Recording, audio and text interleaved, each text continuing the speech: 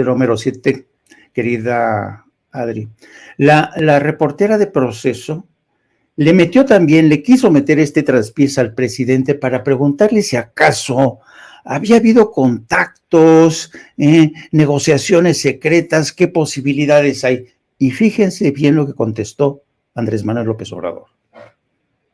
Si hasta el momento en la actual administración de alguna manera no son parte de la presión que pudiera haber en decisiones desde el gobierno, con todo lo que se adquirió en algún momento. No, porque el frío sabe de dónde se arrima. Si no se establece en complicidad con nadie,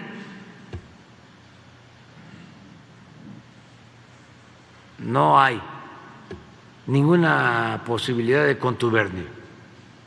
Y aquí está bien pintada la raya. Una cosa es la autoridad y otra cosa es la delincuencia. El problema de antes es de que se vincularon.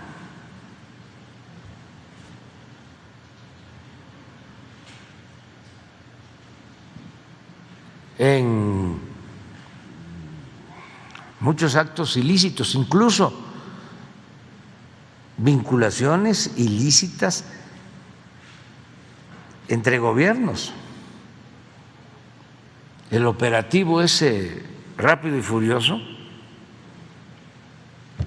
es a todas luces ilegal, violatorio de nuestra soberanía, y eso se pactó entre los gobiernos de Estados Unidos y de México.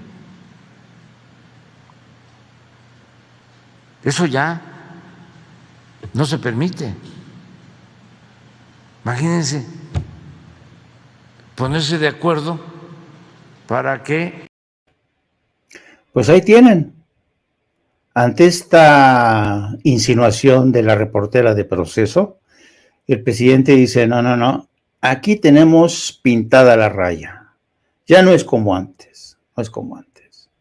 Y qué curioso que al día siguiente Manuel Espino insista con esta insinuación de un posible pacto con los cárteles de la droga. Déjenme decirles que esta sola insinuación de hacer pactos con los cárteles de la droga, ¿saben dónde causa realmente, se desatan las alarmas, saltan las banderas rojas? ¿Saben dónde? En Washington. En Washington siempre ha existido la creencia que durante los gobiernos del PRI y del PAN siempre hubo contubernio con el crimen organizado. Y hasta cierto punto era cierto. Lo hubo con el gobierno de Calderón, lo hubo durante la presidencia de Carlos Salinas de Gortari.